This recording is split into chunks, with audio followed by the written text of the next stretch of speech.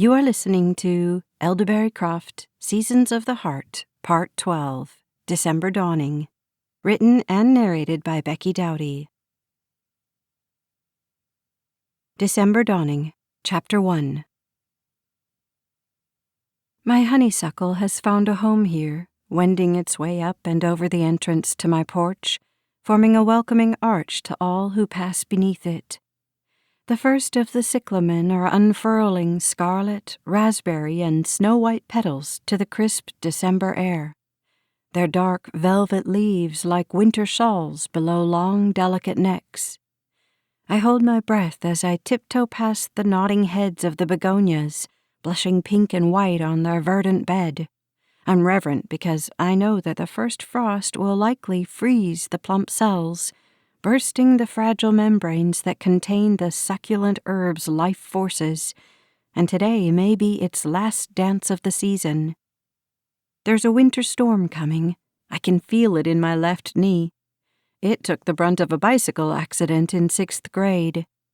It always aches deep inside the joint when the temperature drops, making me feel old and wise before my time. Christian says I'm more dependable than Dallas Raines when it comes to predicting the weather.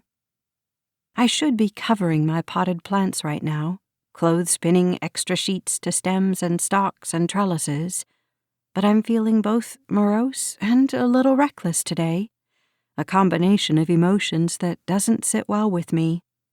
In equal parts, I want to conceal and protect, as well as destroy and abandon.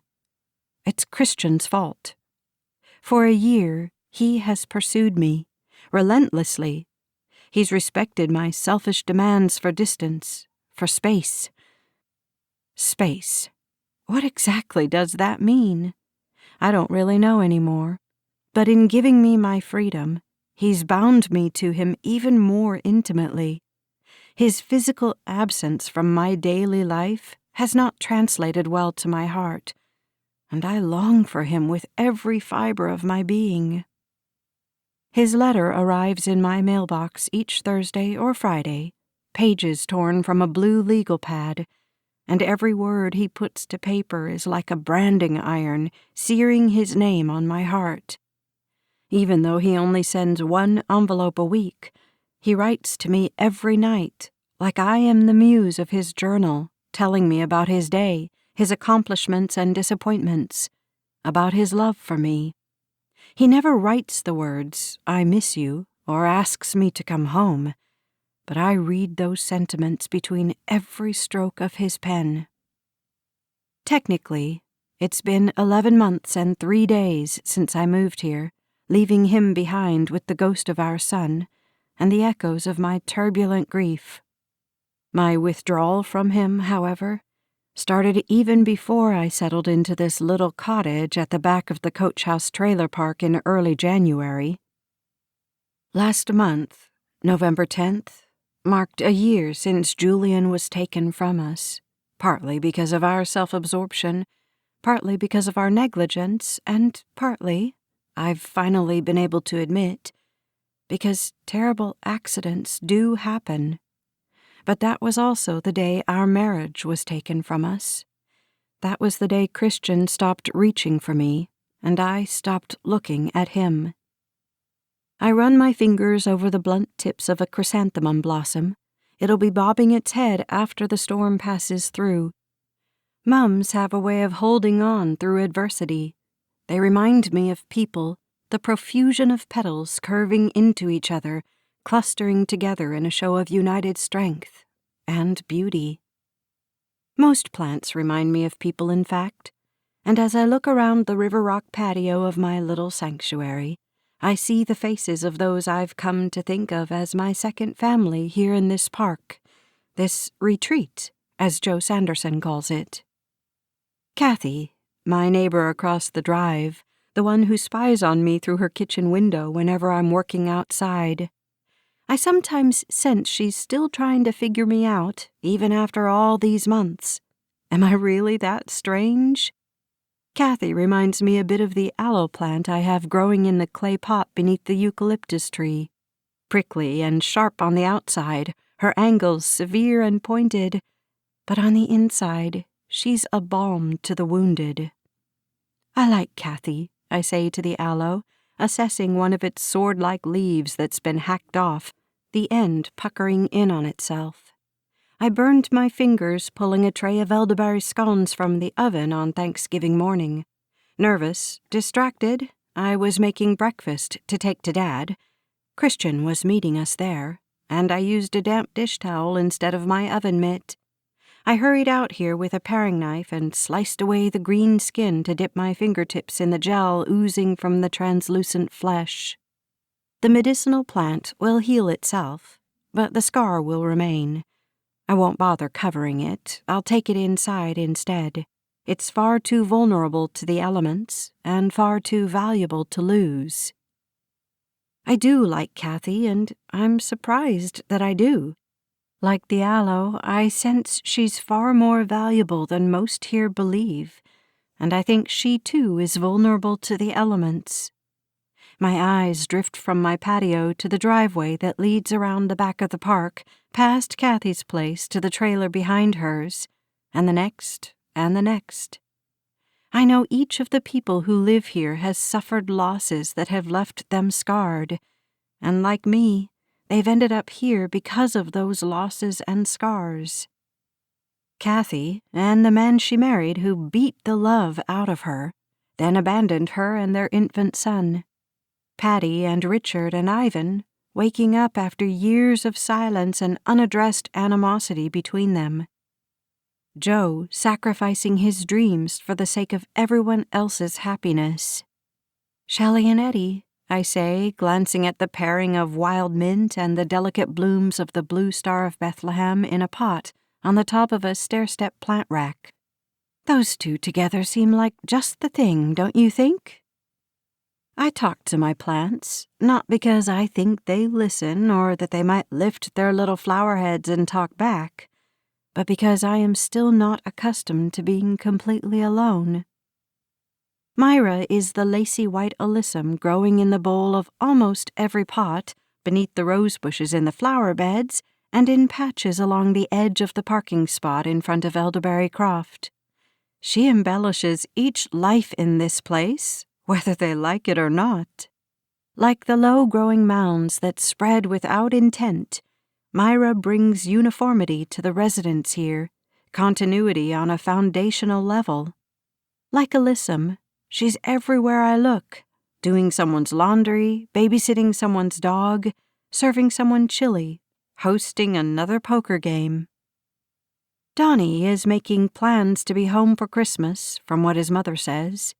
Edith is happy and hopeful, but I can see the worry in Eddie's eyes for how it will all turn out. His kid brother is like English ivy. It's hardy and lush and lovely to look at, but as every gardener who has ever succumbed to the lure of its star-shaped leaves and rambling vines knows, the ivy only remains lovely when it's contained, controlled. Al, I'm on my way now to check the mail. I'll watch for him because I know he'll be watching for me. He used to creep me out. I could see him sitting on that bar stool behind his sliding glass door, ogling me as I passed in front of his trailer. But he's grown on me, and now that his name's been cleared, he's coming out of his shell a little. He reminds me of the camellia bush Christian bought for me on our honeymoon, the one I planted in our yard the day we returned. It took nearly 3 years to bloom, but it's been a showstopper since, packed with watercolored puffballs from October through the end of spring. Christian gave me a bouquet of our camellias last Thursday when he arrived at Dad's apartment for breakfast. Standing close enough to touch, but with a chasm of uncertainty between us, he told me they were the first he's seen on the shrub this season. They're late this year, and I want to believe there's a correlation between the hope blooming in my heart and the blooming of his gift to me. "Hey there, Miss Willow." It's Joe, a plastic grocery bag in each hand. "I'm clearing out the last of my greens. They're a little stringy if you just fry them in bacon grease, but if you got yourself a soup bone, they'll make a fine addition to stew. Nothing like greens to keep the heart healthy." I appreciate Joe's generosity, and even though I'm not a big fan of greens, other than fresh spinach, I gladly accept his offering. "Thank you, Joe." He smiles and heads off to find someone else to unload his extra produce on. This is what makes living here so unique. We all seem to have a place among this family of maimed oddballs. I find myself humming the song from a childhood Christmas movie about an island of misfit toys. I hang the bag on the doorknob. I'll rinse and refrigerate the rough leaves when I get back from checking the mail. I might even add some to the vegetable soup on tonight's menu. I've taken to making a large pot of soup or a good-sized casserole at the beginning of the week and just eating off that for as long as I can, pairing it with bread and salad when I have it. Meals have lost their luster, not having anyone but myself to appreciate what I concoct in my kitchen. I'm glad I have my neighbors to bake for, but I didn't realize how much I missed cooking dinner for someone until Andrea stayed with me those few weeks in October, and the couple shared many of their meals with me. She ate mostly because I set food in front of her and she didn't want to be rude, but George reminded me of Christian, closing his eyes and sighing rapturously with the first bite of every meal. It didn't matter what I made, he all but licked his plate clean, then stuck around to wash the dishes with Andrea. I usually sat outside, giving them those moments alone before George headed off to work his night shift at the post office. Even watching the two of them standing together at my little sink, murmuring low, the way he tucked her hair behind her ears so he could better see her face, it made me ache for my husband in ways I'd been able to keep at bay in my isolation. There were many nights I stepped outside more to escape their intimacy than from any magnanimous notions on my part. On the way back from the mailbox, I stopped to let Prue and Carney pull in past me. He's driving his orange El Camino again, just during the day, and only when Prue can drive with him. She's like one of those huge dahlias, the flowers the size of dinner plates, while Carney is like an evergreen shrub, a juniper, strong and steady, the framework that holds the earth in place. I wave and keep going. I love spending time with Prue, but it's never a quick chat, and I'm too unsettled to stop for a visit right now. Christian is coming for me again tomorrow night, but this time he'll be having dinner here at Elderberry Croft. And therein lies the source of my conflict. It's been a year since I turned away from him, 11 months and 3 days since I left him. Last month, I made a deal with Doc, and I agreed to see Christian again, just the two of us. We met for coffee at a little restaurant neither of us had ever been to, but it was close to a favorite bookstore of ours. I shot him a questioning look over my mug. What happened to neutral territory? It was what we'd agreed on. In case we run out of words of our own, he explained. I thought the familiar ground might help us find our footing if we trip each other up tonight. I saw right through him.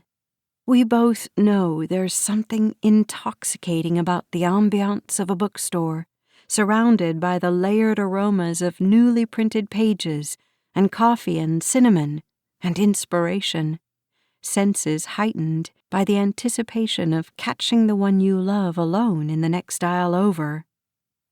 Christian is pursuing me, and I am unnerved because I think I want to be caught.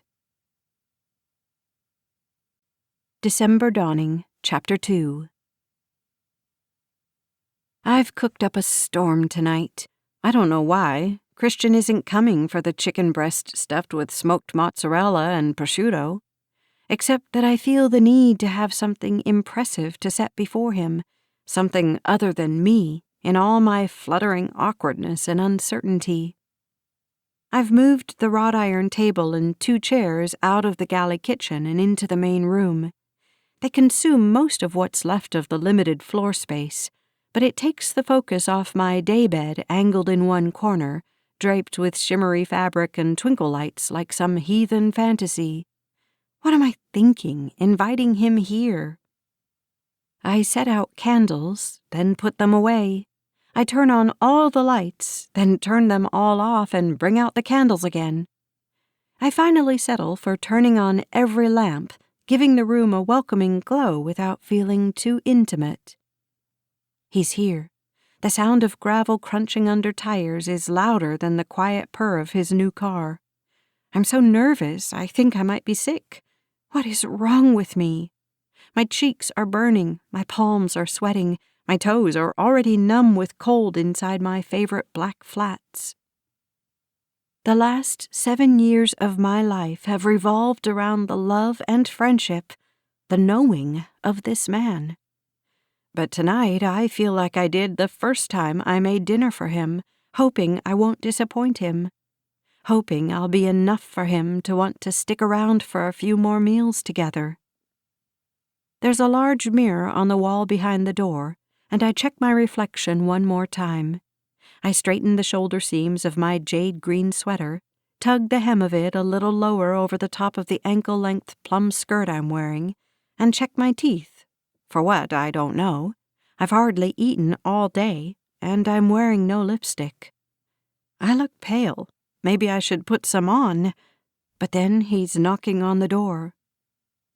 1, 2, 3, 4. I don't want him to think I'm too anxious. I take a deep breath and pull open the door. I hope my smile looks natural because I can't feel my face. Hi. My voice is surprisingly calm. Come on in. He hesitates, and I wonder if he's as nervous as I am. Then he smiles and enters, and Elderberry Croft instantly shrinks. I automatically step back. It's not his sheer size that eats up the room, but the amount of space he takes up in my life. How have I endured so long without such a huge part of me? Tonight, he's come without flowers, but that just reminds me of how well he knows me. I far prefer living plants to cut flowers, but he isn't carrying a plant either. I brought you something, he states, as though reading my thoughts. He hands me a wrapped rectangular box from behind his back. It looks like chocolates, and I can't help but be a little disappointed. I love chocolates, but it seems so cliché, especially in light of our circumstances. Thank you. I can't even bring myself to open it, so I set it carefully on the edge of the desk at the big window overlooking the patio. It's lit up outside with twinkle lights and a few lanterns. There's wood stacked in the fire pit, ready, just in case. Aren't you going to open it? He's slipping out of his jacket, a brown leather classic that still isn't fully broken in because it doesn't get enough wear and tear here in Southern California. His expectant tone makes me feel guilty. I untie the red bow and tear away the crisp brown paper I recognize from my wrapping supplies box I keep at the back of my closet in our bedroom. It's not a box filled with chocolates, but one that stationery comes in, and I glance up at him, a question in my eyes. Does he want me to start writing back to him? He's still smiling, patient, his jacket now draped over his arm. I let my eyes drift lower, following the way the waffle weave of his thin navy sweater embraces the contours of his shoulders, the width of his chest. I look away. I am far too aware of his physical presence tonight. I remember you said you'd lost your copy. He's prompting me, sensing my discomfiture. I open the box to find The Blue Castle, a favorite book of mine by Lucy Maud Montgomery. I loaned mine out to a coworker at the cafe, but she quit soon after, and I knew my book was gone too. I touched the black lettering on the cornflower blue linen fabric stretched over the coverboards of the book. It's a very old edition, but it's in great condition. I'm amazed he remembered and touched by how personal this gift is. Not a box of chocolates at all. I should have known my husband better. It's missing the dust jacket, he says, as though he's afraid that's the reason I don't speak. I wonder if he knows that Valency Sterling's best friend Sissy suffers the loss of her only child and that it leaves her devastated. Or that Valency leaves Barney because she cannot face living with him after what has transpired between them. Has Christian read the part where Barney pursues his wife, asking her to come home to him, proclaiming that he loves her after all that's happened between them? "Thank you," I murmur, and clutch the book to my chest, wishing I could come up with words that would express what's in my heart. "Are you hungry?" He studies me for a moment, evaluating my less than exuberant reaction, then nods. Christian is one of those rare breeds who almost always thinks before he speaks. He's a good counterpart to my impulsive nature, mainly because he doesn't make me feel foolish for being the way I am. I take his jacket from him, and when my fingers brush his arm, he flinches, almost imperceptibly, but I'm not fooled. When we met over coffee last month, he offered to help me with my jacket, but I opted to keep it on because it was chilly. Thanksgiving morning, we moved carefully around each other in Dad's place, talking, laughing, cleaning, even praying together over the food, but never making physical contact. I wonder how we're going to get through another date without touching, and I wonder what will happen when we do finally reach for one another. I tell him to sit while I hang his jacket from the hook on the back of my crooked front door. I drape it carefully over the thick flannel shirt I took from his closet when I moved here. I want to be able to breathe him in even after he's gone tonight, and his flannel now smells more like fire smoke and the Tahitian vanilla incense I burn in here. Besides, I forgot to hide it before he came, and I don't want him to see it in such a prominent position. I'm not ready to admit that I wear it almost every day, that I wrap myself in it each night. He dwarfs my table, and as I dish up our plates from the pots on the stove, I feel panic rising up in me again. What are we doing? How is this possibly going to work? It's too soon, too close, too intimate. I can hardly breathe, and even though he looks calm on the outside, I can see the muscle twitching in his jaw. I sit down across from him, and when our knees bump, he grins like a cheeky boy and doesn't move his feet. I shift sideways a little in my seat to accommodate his long legs, and he places both hands, palms up, on either side of the table. "This looks and smells amazing," he says. "Will you let me pray for us, for tonight?" I have missed this, my husband leading us in prayer. I miss his bowed head across from me, our hands and hearts joined together in thankfulness for God's provision, not just of the food in front of us, but for the life he gave us to live, the love he gave us for each other, for Julian. I lay my hands in his, and his long fingers wrap around mine. Neither of us speaks. Everything slows and fills out. I'm holding my breath, and I think he is too. December Dawning, Chapter 3. I let the air out of my lungs in a rush, and then I'm crying, and he's on his feet, drawing me up out of my chair.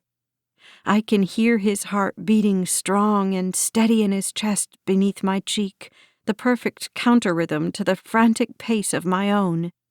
His hands, one spread across the middle of my back, crushing me to him, the other cupping my head, his fingers in my hair, the subtle sandpaper of his freshly shaved jaw against my forehead.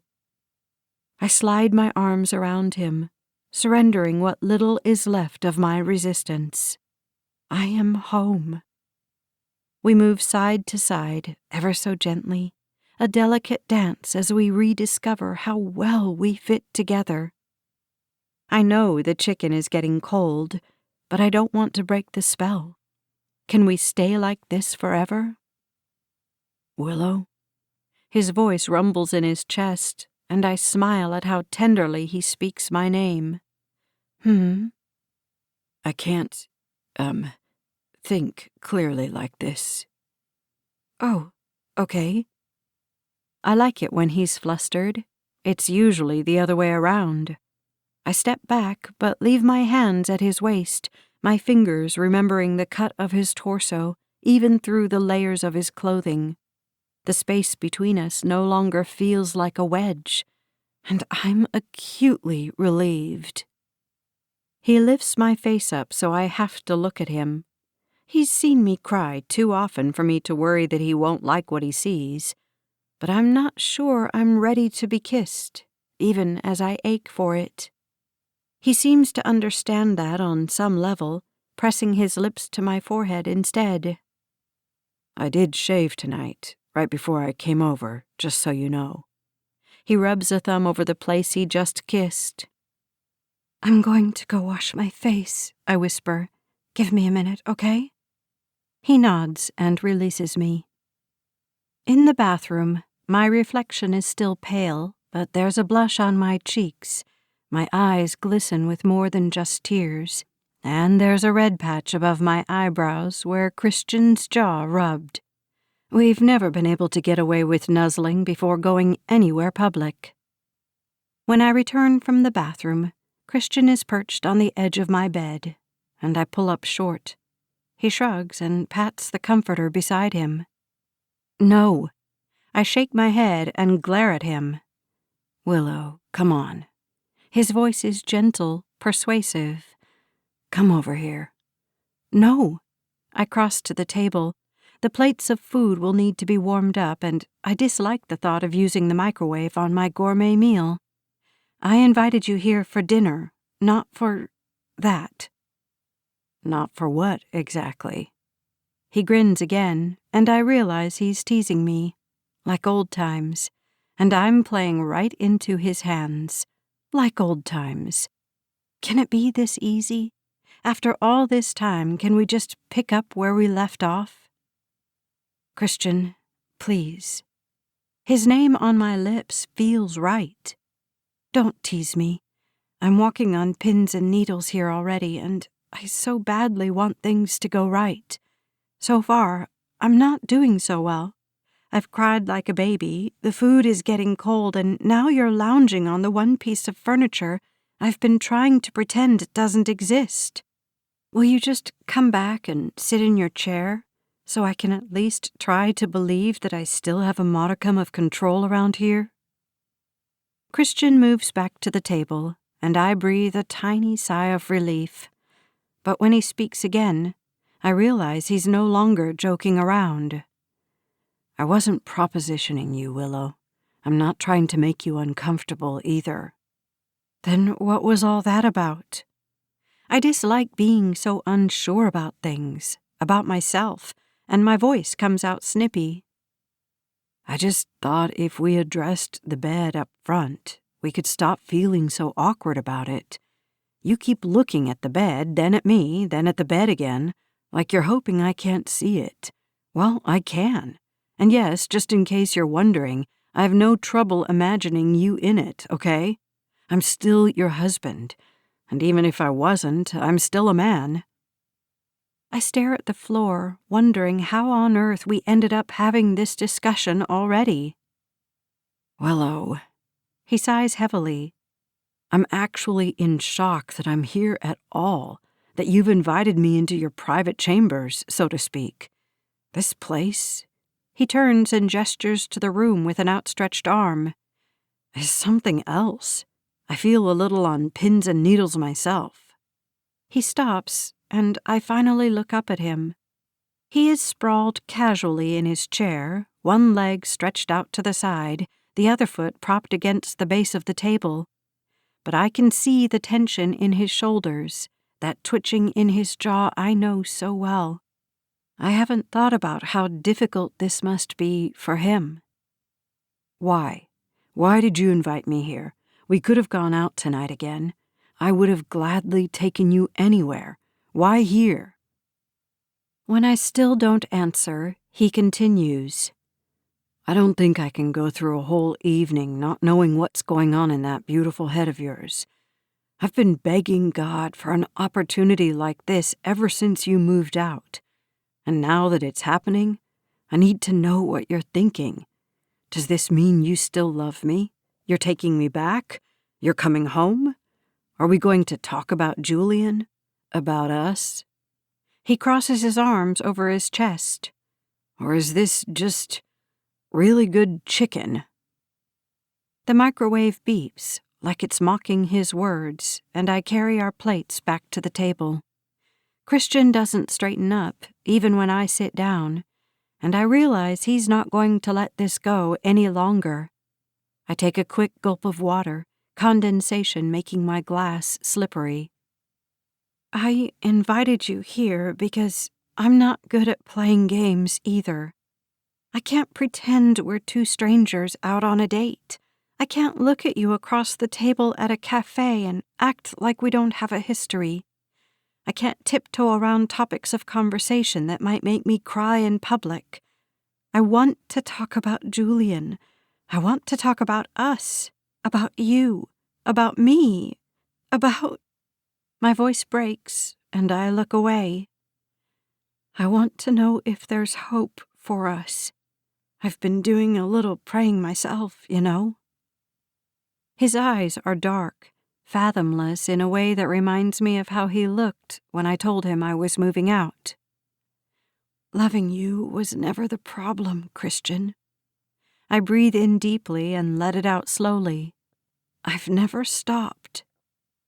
He sits up then and reaches across the table to take my hands in his again. Without preamble, he bows his head and begins to pray. Father, thank you for these beautiful hands that prepared this meal for us.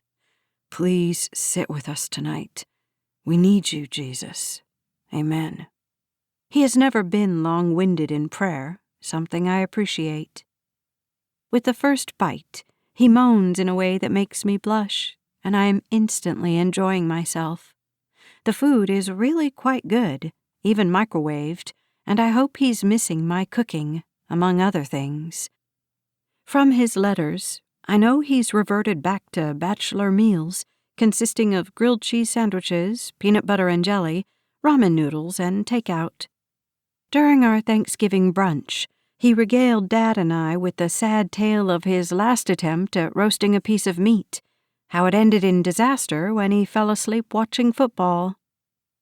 I ask him how he likes his work, although I think I already know the answer from the things he's written. He entertains me with odd cases from their files, stuff he knows will be new to me, and I'm a rapt audience. But then Christian could be talking about the color of concrete, and I'd listen. He has a voice that could melt glaciers in Antarctica. He asks me about my neighbors, about Al especially, and I entertain him with stories from around the park. I hope to one day meet everyone here. It would be nice to put faces to names. I chuckle and tell him about the notorious trailer park stalker, Shadow Man. I think the residents would like to put a face to a name, too.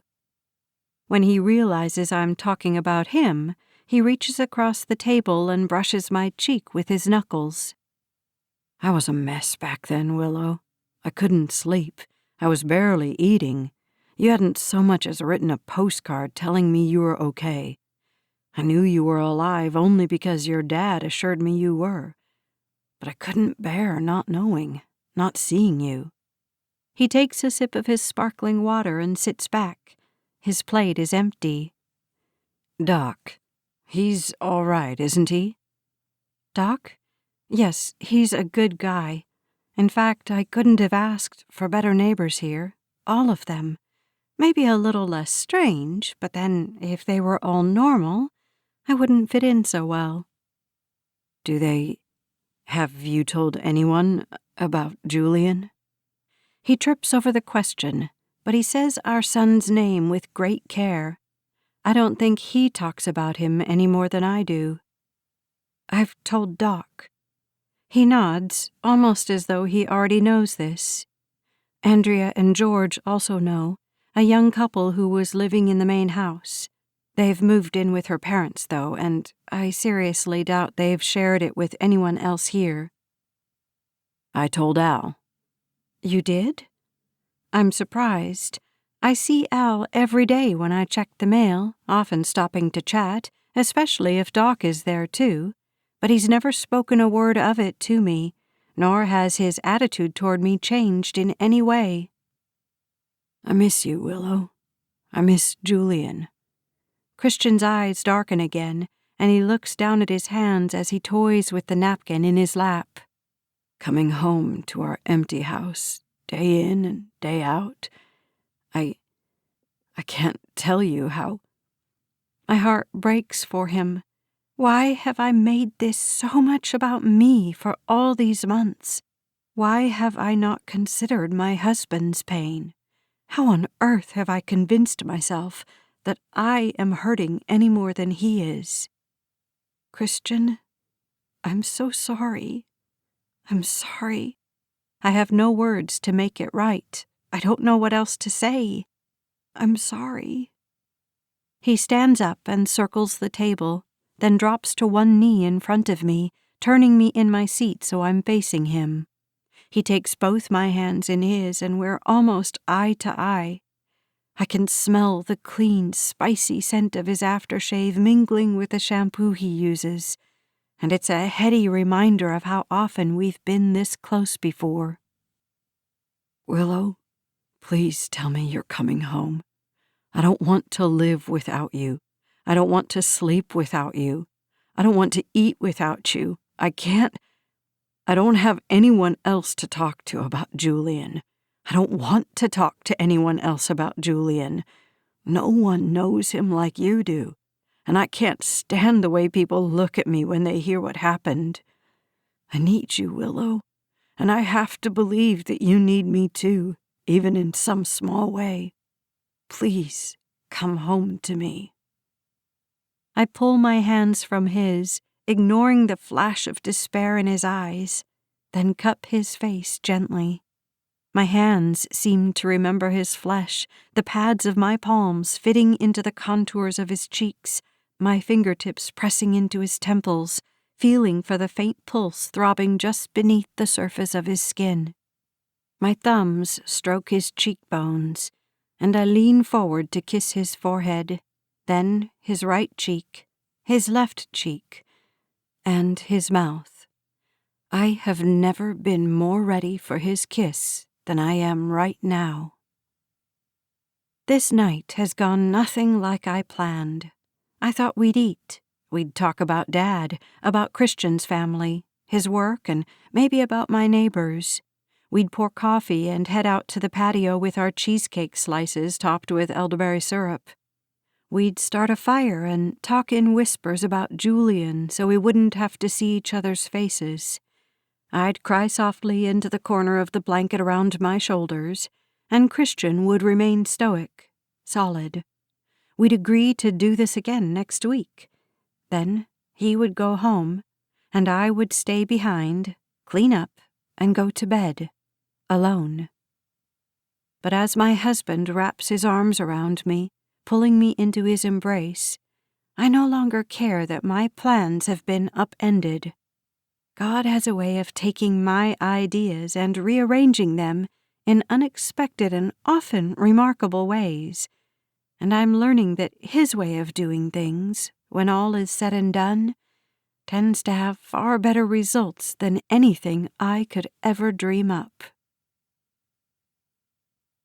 December Dawning, Chapter 4. It's Saturday morning, and Christian is here for coffee and more of my scones.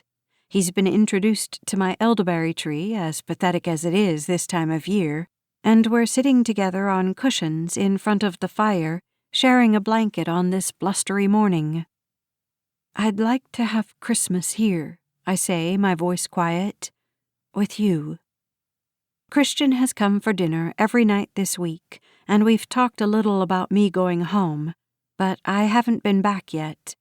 I know it must happen soon, that I need to face my fear, my grief, but he's not pressuring me to do so before I'm ready. He seems content with the way things are for now.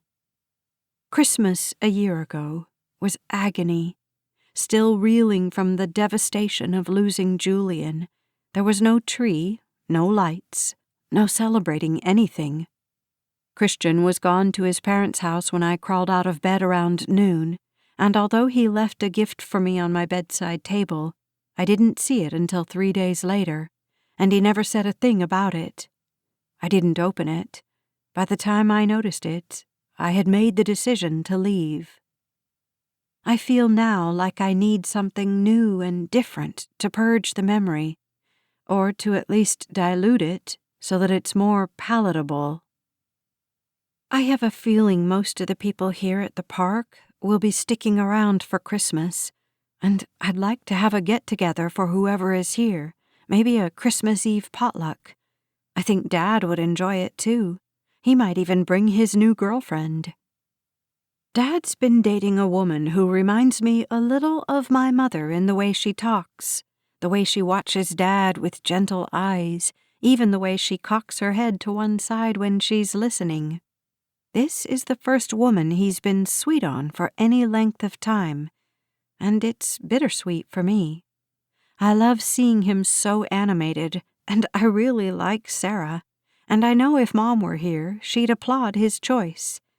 But then again, if Mom were here, he wouldn't be having to make a choice. Christian leans over and kisses the side of my head. I don't care where we spend Christmas, as long as we spend it together.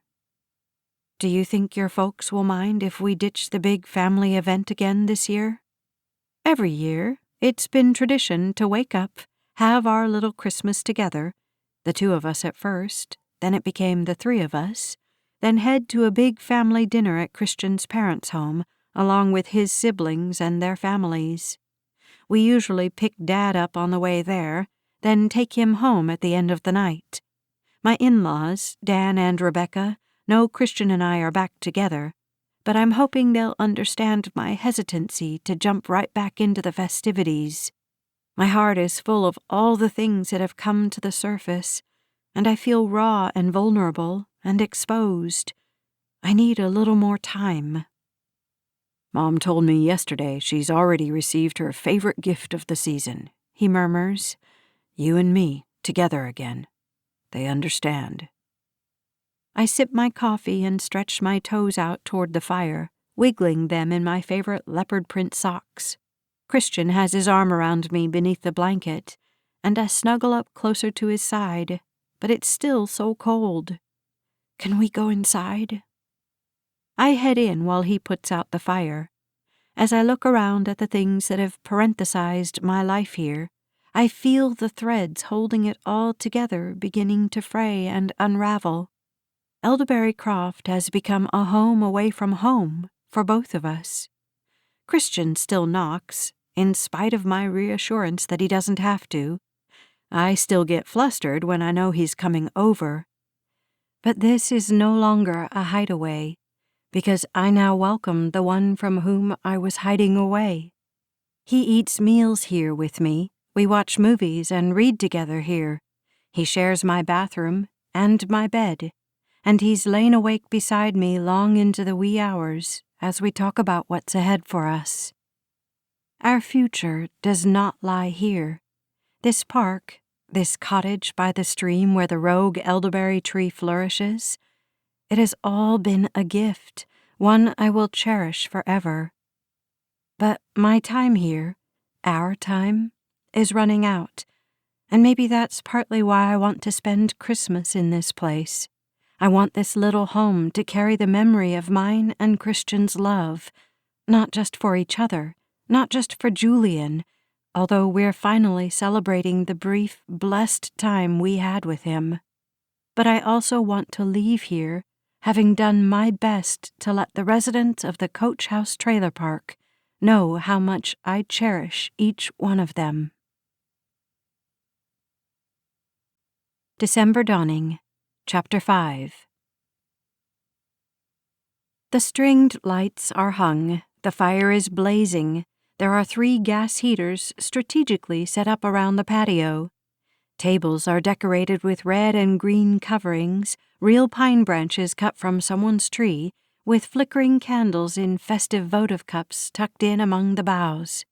The elderberry tree is adorned with varying sizes of glowing paper lanterns. Christmas music is playing on an old-fashioned boombox stereo brought over by Donnie Banks, and Joe and Vivian are manning a grill again. It's like the 4th of July, but with a few alterations.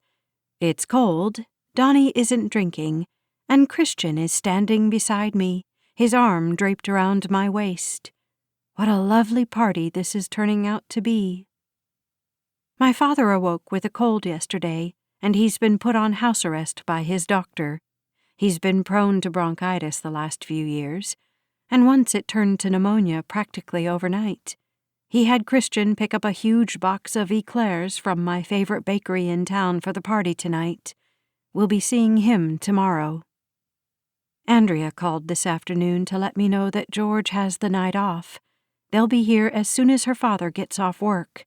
She and George are bringing Andrea's whole family. Joe and Vivian won't be staying late. They have a long drive ahead of them so they can do the family thing in Los Angeles all day tomorrow, and I haven't heard from Doc in days. I saw him earlier this week, and he assured me he was planning on being here, but the party started an hour ago, and his car is gone. Christian and Doc have had their heads together a few times over the last 2 weeks, coming up for air as nonchalantly as 2-year-olds caught with their hands in the cookie jar whenever I approach. Whatever it is they have going on, I'm sure I'll approve. I don't know of 2 men I'd trust more. It's good to finally meet you, Shadow Man. I smile at the familiar greeting I've heard all night as people are introduced to Christian. It's Ivan, and I'm happy to see him here tonight.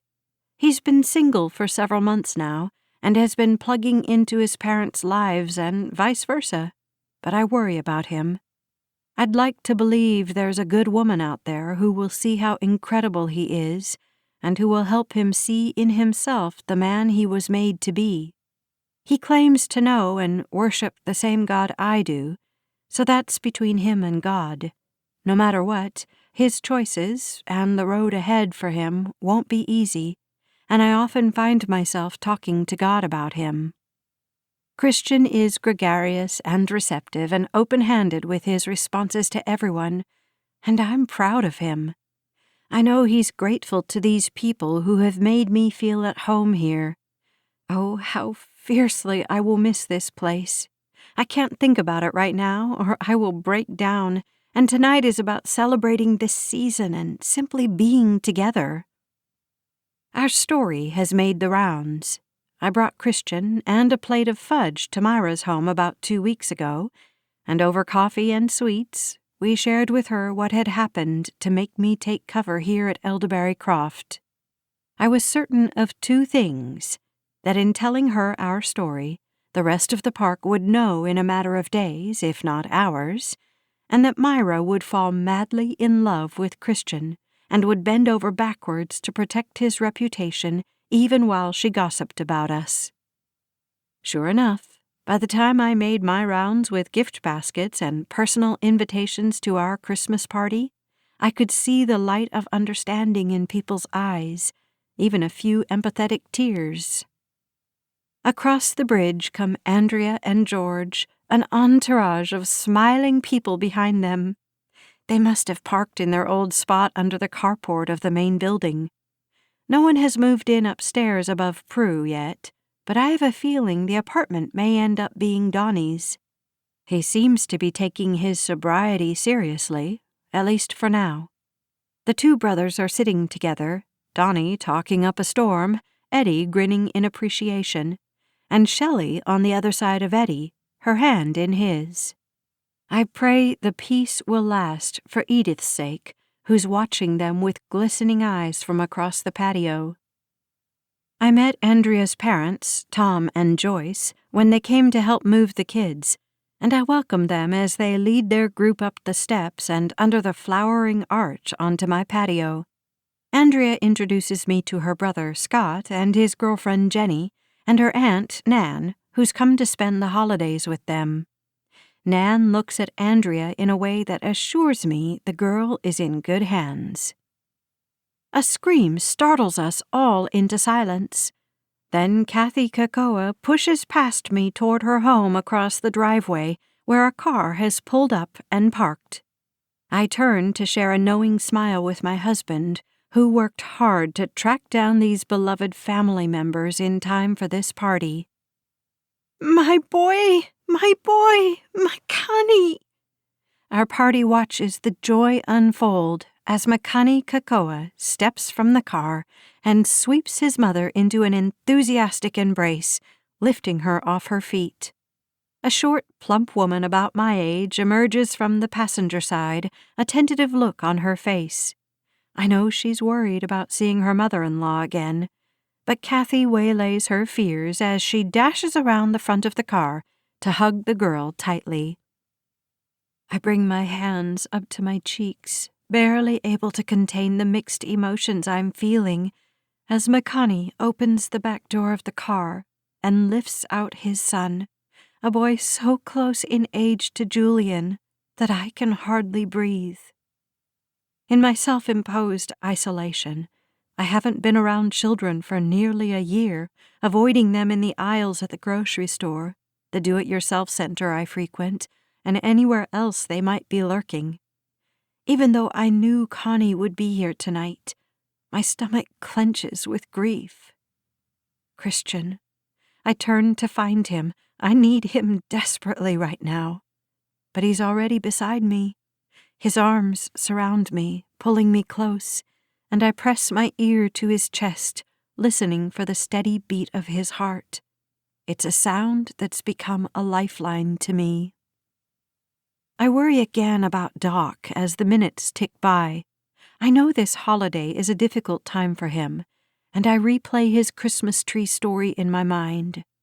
Every time I think of a pine tree now, I think of Doc, a symbol of hope, of love, of peace, even in the midst of war.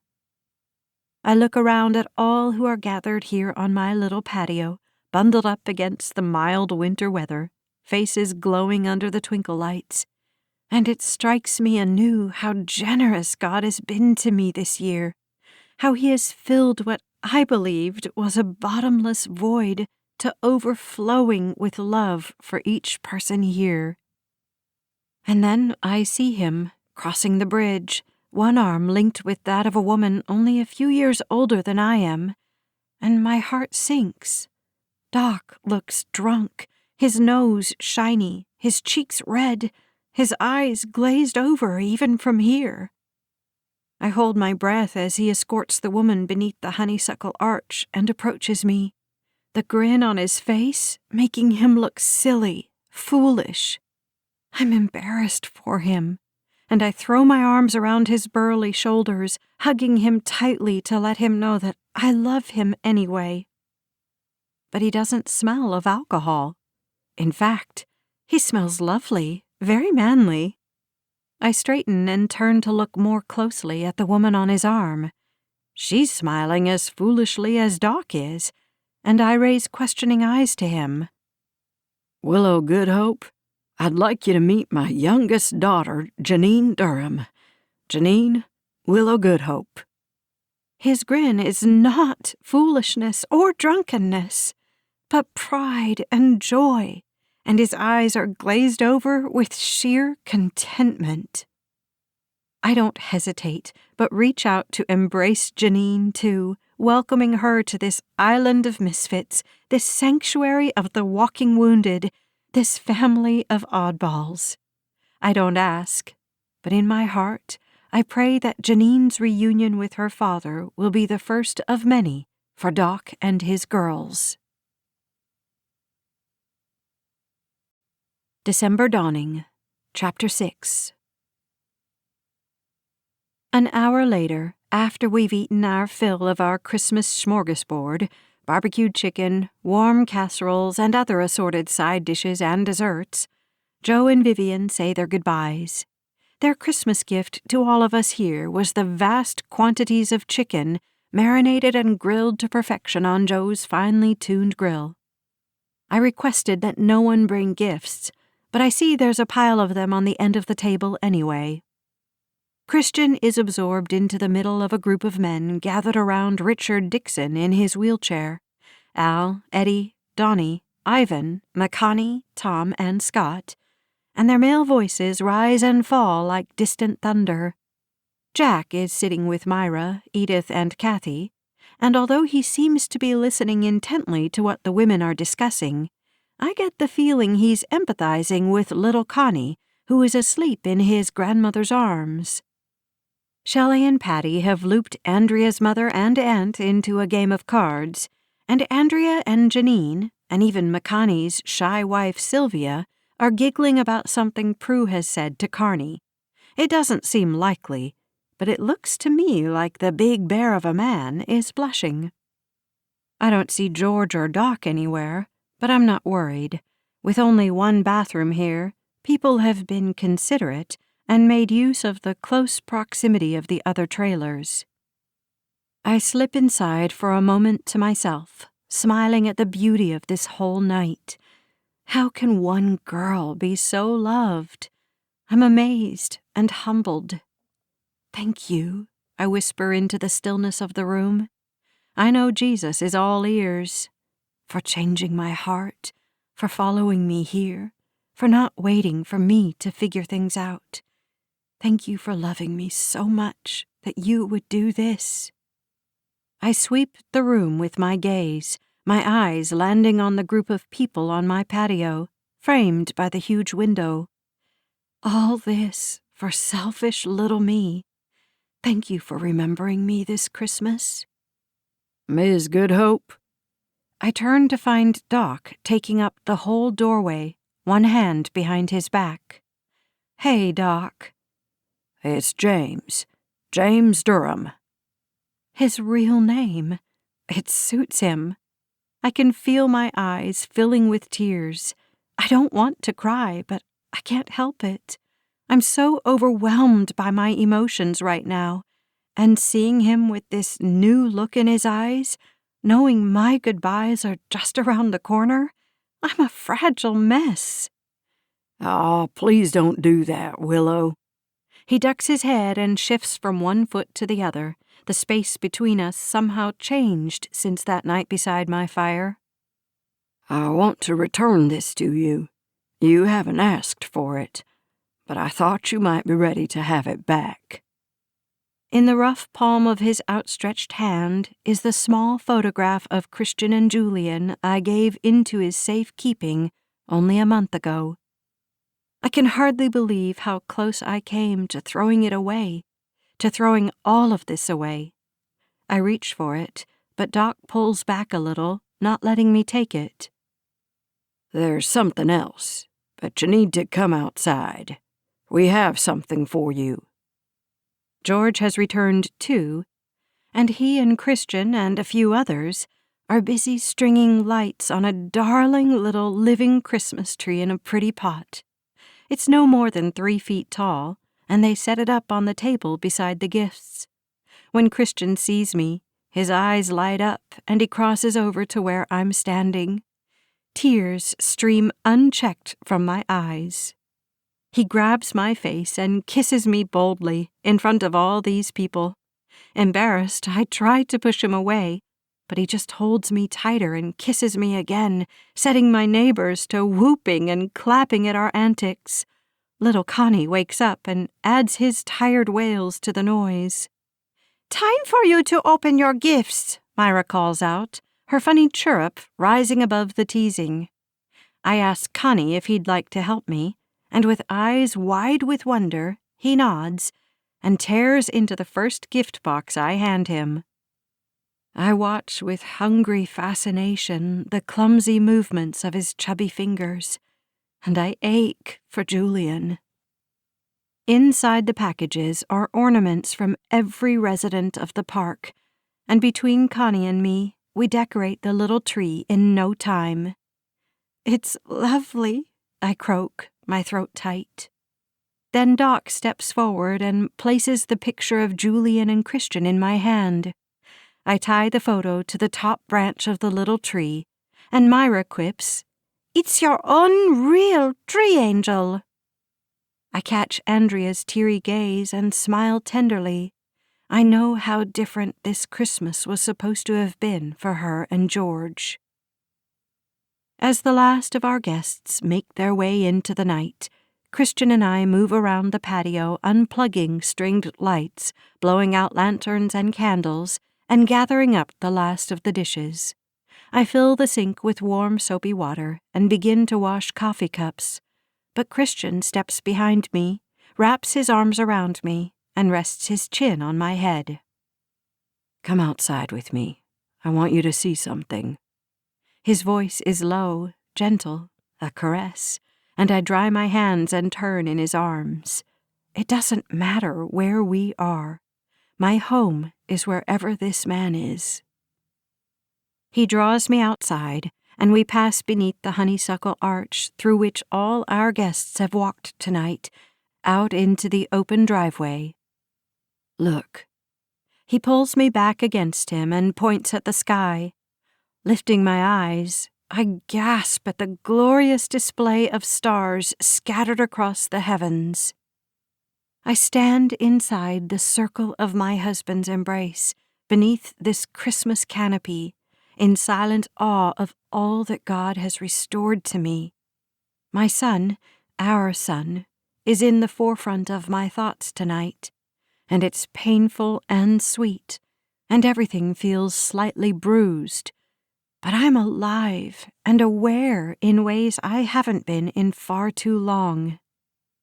"Thank you," I murmur, and all my gratitude toward my husband, toward the God who gave this man to me, for Julian, for this place, these people, is wrapped up in those insignificant words. We turn to go back inside, but I stop Christian beneath the honeysuckle and look up suggestively. I have forgotten until now that I hung a sprig of mistletoe among the vines, and now I intend to get my money's worth out of it. He flashes a smile, his eyes twinkling in the dim glow coming from my kitchen window, and sweeps a few wayward curls from my face. "I love you, wife." In spite of the chill in the air, his lips are warm against mine. I am like that honeysuckle that arches over us in the starlight, sending out grasping tendrils, nosing my way into the nooks and crannies of wherever I'm planted. I can't help it. It's in my very nature. In reaching out, I learn to stretch and bend and flex. And if I find my footing, if I find a sturdy trellis or frame to cling to, I blossom. Not wild, showy flowers like clematis or passion flower, but little clusters of pale yellow frills that offer sips of sweet nectar to any in need. Christian isn't a plant to me. He's my trellis, the framework on which I grow and flourish and blossom at my finest. God? Well, God is a bit like that elderberry tree planted by the water, pouring himself out for me.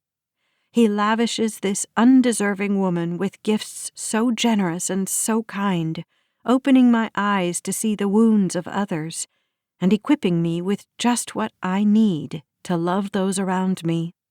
He gives and gives and gives some more, willing to send his own son to earth as a helpless baby, a gift we're celebrating even tonight. Hope. A new season is just around the corner, bringing with it hope.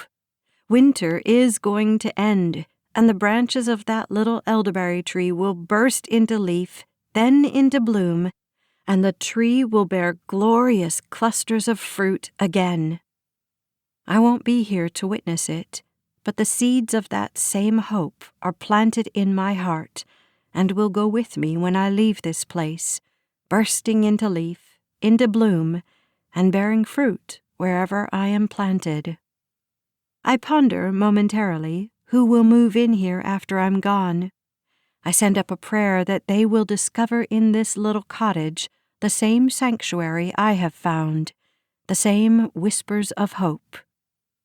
I take the hand of the man I love and walk with him through the crooked door of Elderberry Croft. Tomorrow is a new day dawning. We hope you have enjoyed our production of Elderberry Croft, Seasons of the Heart, Part 12, December Dawning. Written and narrated by Becky Dowdy. Copyright 2014 by Becky Dowdy. Production copyright 2022 by Becky Dowdy. This is a Brave Hearts Press audio production. Thank you for listening.